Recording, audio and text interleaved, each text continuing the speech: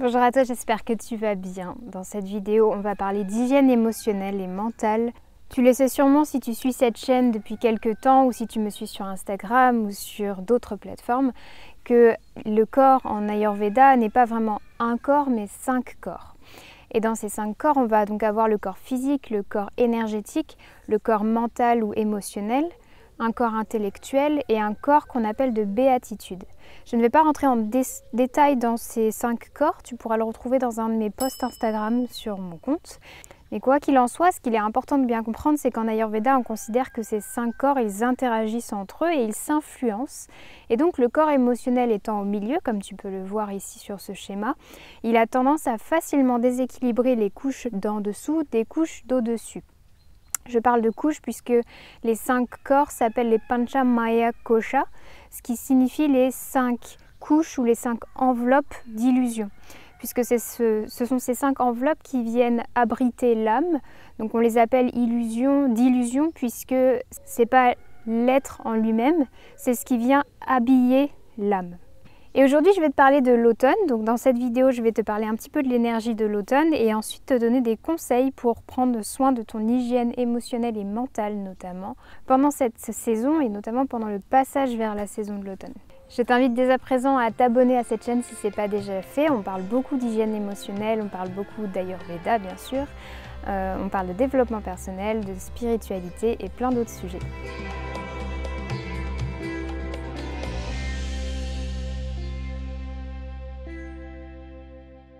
Donc pour commencer, l'Ayurveda, elle considère que le changement de saison, c'est une des causes principales de déséquilibre.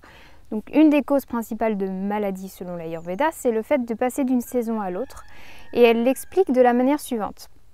Quand tu passes d'une étape à l'autre, quelle qu'elle soit, que ce soit du jour à la nuit, de la nuit au jour, d'une saison à l'autre, d'une étape de vie à l'autre, par exemple pendant la ménopause ou pendant la puberté par exemple, ce sont des moments de fragilité. Et ce sont des moments de fragilité parce que tu peux t'imaginer que c'est comme si tu passais d'une plateforme à une autre, comme si tu allais devoir changer de terrain.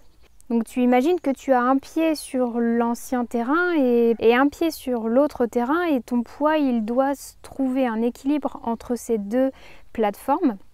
Et ton corps, enfin tes corps du coup, doivent trouver un équilibre là-dessus, doivent trouver une manière fluide et stable de passer d'un état à un autre, d'une saison à un autre ou d'un âge à un autre. Donc c'est un moment qui peut être instable.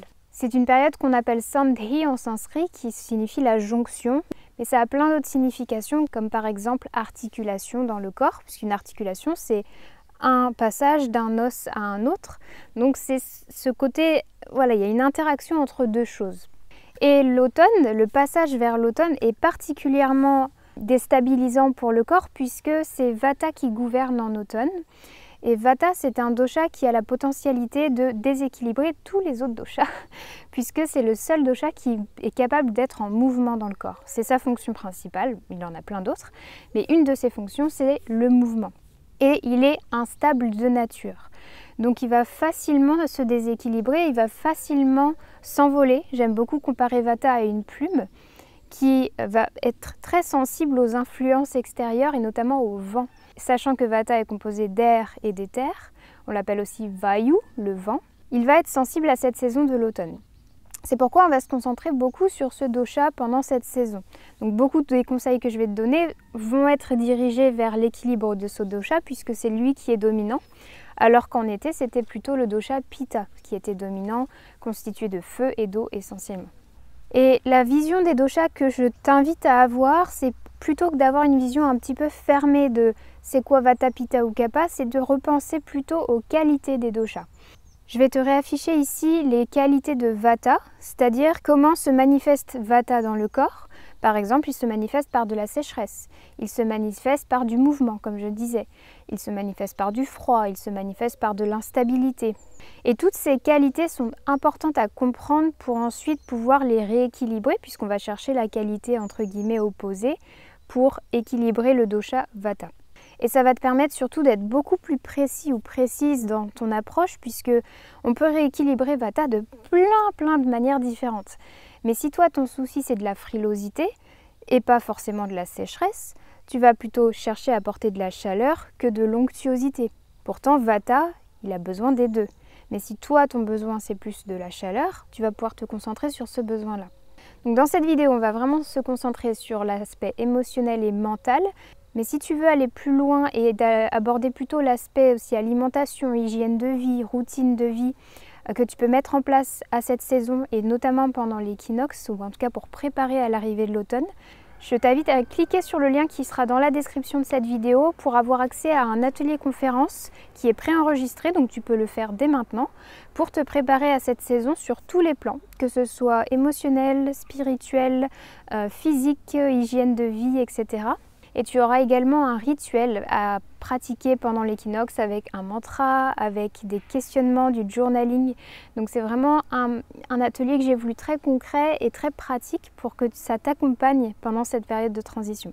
Donc tu auras toutes les informations dans la description de cette vidéo. Et donc quels sont ces conseils d'hygiène émotionnelle à l'automne? Déjà, on va apporter de la régularité. Comme je le disais, Vata a tendance à être instable et irrégulier, c'est ses qualités on va dire. Et quand on veut le rééquilibrer, on va chercher à apporter une forme de stabilité, qu'elle soit dans le temps, dans l'espace, dans le corps. Donc on va apporter de la régularité dans l'heure des repas, dans l'heure du lever et du coucher, dans les types d'activités qu'on va faire dans la journée. Et ça va vraiment aider à stabiliser Vata dans l'esprit aussi.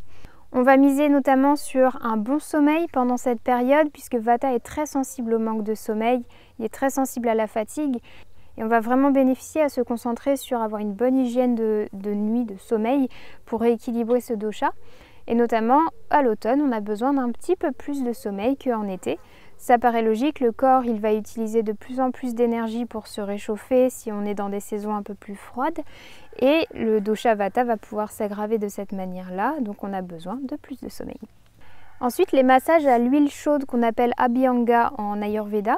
Ce sont des massages tout simplement qu'on peut faire soit avec un masseur ou une masseuse qui va vraiment nous faire un soin sur tout le corps avec de l'huile chaude, soit le faire soi-même chez soi, avant la douche ou avant une activité physique. Et le but, ça va être d'appliquer donc une huile tiède ou chaude sur le corps, sur la peau, et masser correctement pour faire pénétrer l'huile, dans le but de rapporter de la l'onctuosité, donc cette qualité grasse, si on veut, qui rééquilibre bien Vata. Et de manière générale, on peut appliquer ce conseil un petit peu partout, dans le sens où on peut mettre de l'huile au niveau des oreilles, au niveau du nez. C'est des pratiques qui sont très conseillées dans la routine de vie ayurvédique. Et si le sujet de la dinacharya, de la routine matinale mais finalement journalière de l'ayurveda t'intéresse, j'ai créé un e-book sur le sujet de plus de 100 pages où je rentre vraiment dans le détail de toutes ces pratiques de la routine ayurvédique. Donc n'hésite pas à aller voir pareil en description de cette vidéo. Une pratique qui est très recommandée pour rééquilibrer Vata, ça va être la respiration consciente. Tu dois connaître le pranayama. Pranayama, c'est l'exercice du souffle, si on veut, le contrôle du souffle, on le traduit aussi comme ceci. Et Pranavata, c'est un des sous-doshas de Vata, c'est-à-dire que c'est un de ces sous-types qui a pour fonction de l'inspiration et qui a pour fonction l'ingestion d'aliments et tout ce qui va rentrer en nous. Puisque Vata il est en mouvement et donc on va expliquer 5 mouvements dont ce n'est pas le thème dans cette vidéo, mais prana c'est le mouvement qui rentre. Et en contrôlant le prana, en dirigeant le prana, on va pouvoir rééquilibrer Vata de plein de manières différentes. Et les pranayamas que je conseille très souvent pour les personnes Vata dominantes ou quand on veut rééquilibrer ce dosha-là, ça va être la respiration de l'abeille, Brahmari Pranayama. C'est une respiration qui consiste à boucher ses oreilles, fermer ses yeux et faire le son.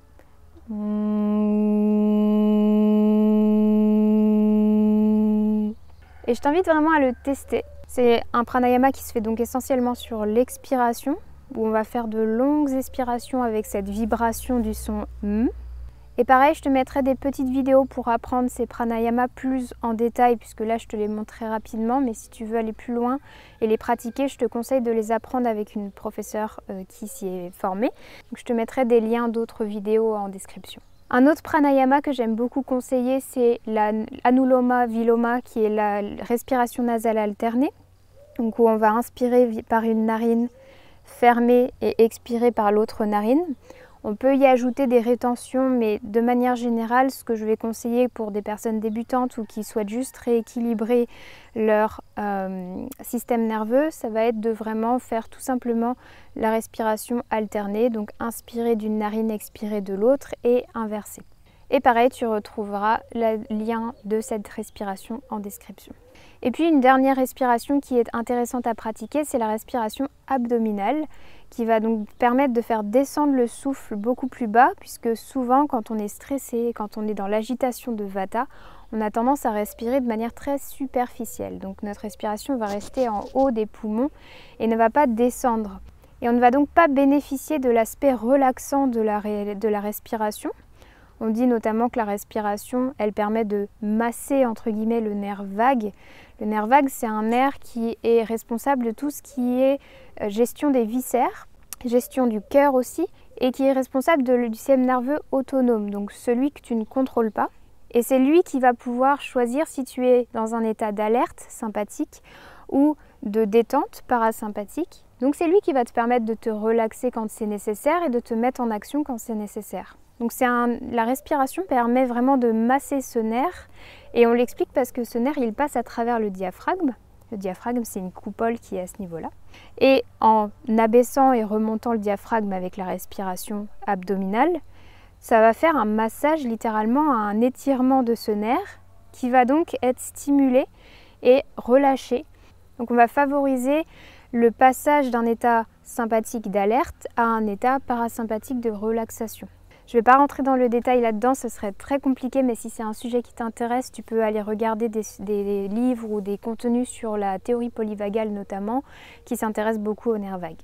Bien sûr, l'Ayurveda propose beaucoup de plantes très régénérantes pour l'esprit, dont je ne vais pas rentrer en détail dans cette vidéo parce que mon but ce n'est pas que tu fasses de l'automédication, mais que tu aies conscience que ça existe, auquel cas tu peux consulter un thérapeute en Ayurveda qui te conseillera les plantes appropriées en fonction de tes besoins à toi.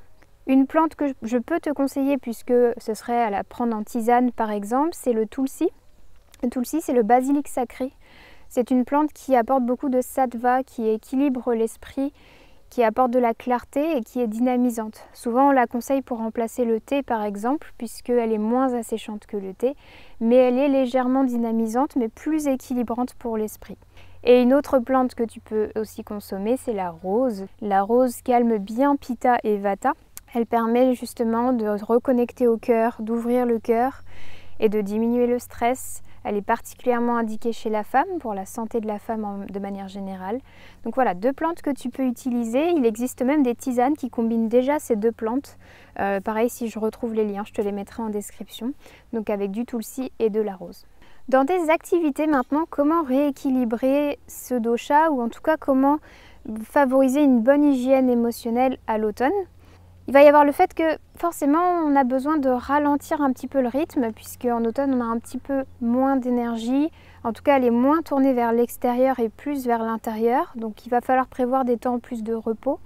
Alors je sais que c'est un peu contre-intuitif dans notre culture puisque c'est le moment de la rentrée où on se remet à faire plein d'activités, les enfants si tu en as retournent à l'école, donc il y a beaucoup de choses en général à cette période de prévu et c'est important de prévoir des temps d'introspection, des temps pour se reposer, que ce soit sur l'aspect intellectuel, émotionnel ou physique.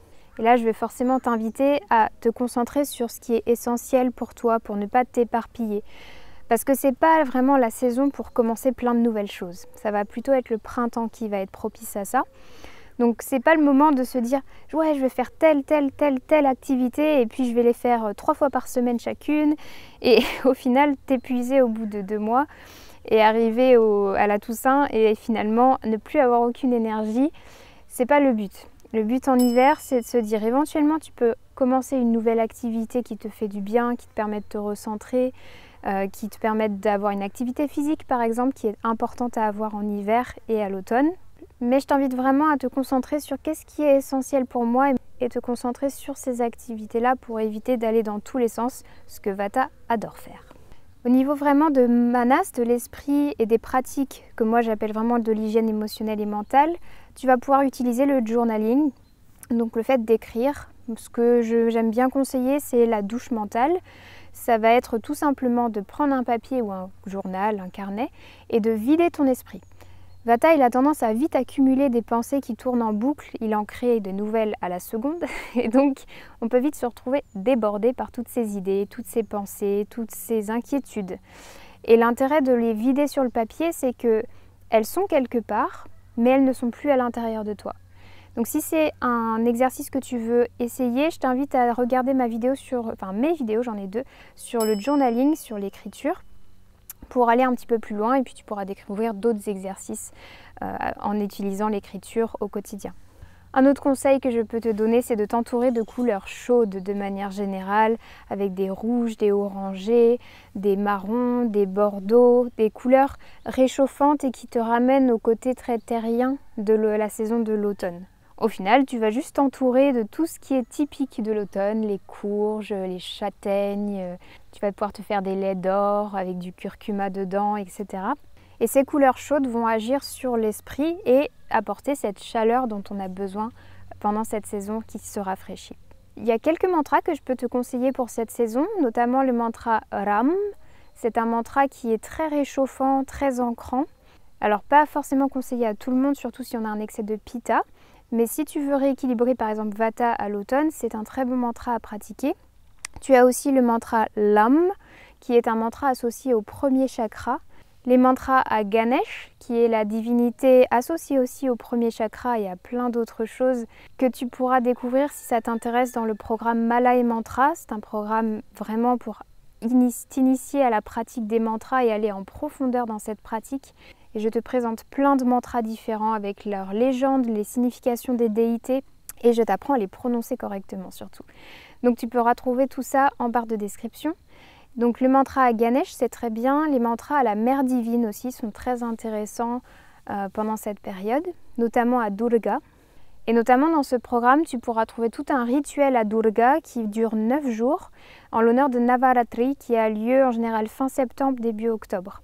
Donc si c'est vraiment un sujet qui t'intéresse, les mantras ou le journaling, puisqu'on va en faire aussi, on le fait pendant ce rituel, n'hésite pas à aller voir, vraiment j'ai eu de très très bons retours sur ce rituel, je l'ai moi-même traversé, il y a eu beaucoup de transformations dans ma vie, donc c'est vraiment quelque chose que je te conseille. Écouter des musiques ancrantes, qui sont rassurantes, que tu aimes, qui te ramènent dans ton corps. Et enfin, dernier conseil que j'aimerais te donner pour prendre soin de toi pendant l'automne, mais je pense qu'on pourrait l'appliquer à toutes les saisons, c'est de te connecter à tes émotions et à les exprimer. Que ce soit les exprimer devant les autres ou les exprimer déjà avec toi-même. Vata, il a pour fonction d'exprimer les choses, il a pour fonction de faire sortir, de montrer ce qu'on a en nous. C'est pour ça que les personnes Vata dominantes sont souvent artistes, créatrices, très créatives justement parce qu'elles ont besoin de sortir les choses, de montrer ce qu'elles ont en elles. Une émotion, c'est sa fonction, c'est de montrer ton monde intérieur à l'extérieur. Et si tu les gardes pour toi, si tu les gardes coincées en toi, de une, ça va bloquer la circulation de Vata, ce qui va l'aggraver. Donc souvent on retrouve ça dans des personnes qui souffrent de constipation, qui souffrent de problèmes de circulation, des problèmes de sommeil également. Et en plus ça va bloquer cet élan naturel de l'émotion qui est de communiquer un message à toi-même déjà et à ton entourage. Et malheureusement tu ne peux pas avoir accès au message de l'émotion sans la traverser. Donc j'appelle ça souvent traverser le tunnel de l'émotion. Ça demande du courage, surtout quand on n'a pas l'habitude de le faire, surtout quand on a peur de ses émotions. C'est beaucoup le cas dans notre société, notamment notre culture française. Mais c'est vraiment un cadeau qu'on se fait quand on s'autorise à traverser ce tunnel émotionnel pour ensuite avoir accès à l'or en fait, de l'émotion, à ce que va nous révéler l'émotion qui est notamment un besoin. Et dans toute cette vidéo, mon but, ce n'est pas de calmer l'émotion. Par exemple, une émotion très associée à Vata, c'est la peur. Et un état qui est associé à Vata, c'est l'anxiété, l'angoisse. Mon but, c'est pas que tu calmes la peur et que tu calmes l'angoisse de manière comme si tu mettais un couvercle en fait dessus. Ça ne va faire qu'empirer les choses et je l'aborderai probablement dans une prochaine vidéo, cette dynamique de l'anxiété et de l'angoisse qui est très mal comprise de nos jours. Mon but avec l'hygiène émotionnelle, c'est de répondre à un besoin. Si j'ai peur, qu'est-ce qui fait que j'ai peur? Est-ce que j'ai un besoin de sécurité? Est-ce que j'ai un besoin d'être rassurée? La peur peut être déclenchée par une sensation de froid, une sensation de faiblesse dans le corps, de la fatigue. Donc si je suis constamment fatiguée au jour le jour, forcément je vais beaucoup plus avoir tendance à vivre de l'anxiété, à vivre des peurs, à vivre du stress. Ce que je veux vraiment véhiculer avec toi, c'est que quand on rééquilibre les émotions, dans ma pratique en tout cas, on ne va pas les étouffer, on ne va pas les éteindre, on ne va pas chercher à les effacer. Pour moi, une émotion, c'est pas un déséquilibre. Pour moi, une émotion même désagréable, c'est pas une mauvaise chose à éliminer. C'est un message qu'il faut comprendre pour ensuite pouvoir se donner ce dont on a besoin. Donc je ne vais pas pouvoir aller en détail dans cette vidéo sur cette notion, mais je crée beaucoup de contenu sur le sujet, que ce soit sur Instagram ou sur YouTube. Donc n'hésite pas à regarder tous ces contenus-là. Tu as une playlist entière sur l'hygiène émotionnelle et sur comment vivre tes émotions. Et enfin, tout dernier conseil avant de te laisser, c'est que là je t'ai donné une très longue liste de choses à faire pour prendre soin de toi au niveau émotionnel et mental. Et je vais t'inviter à en choisir que 2 ou 3 points. Je vais t'inviter à y aller doucement, puisque Vata, il veut faire les choses rapidement, il veut tout faire à la fois. Il a tendance à s'éparpiller, à se dire « tiens, je vais commencer ci, et puis après j'arrête et je vais commencer ça », et il ne finit pas ce qu'il commence. Or, l'Ayurveda considère que c'est les choses qui tiennent sur du long terme et qui sont faites de manière lente et de manière ancrée, qui vont tenir et qui vont avoir un impact sur ta santé. Donc si tu veux rééquilibrer Vata, il faut faire les choses de manière à rééquilibrer Vata. C'est-à-dire qu'on fait les choses avec douceur, avec lenteur, avec ancrage, avec stabilité et avec régularité par exemple.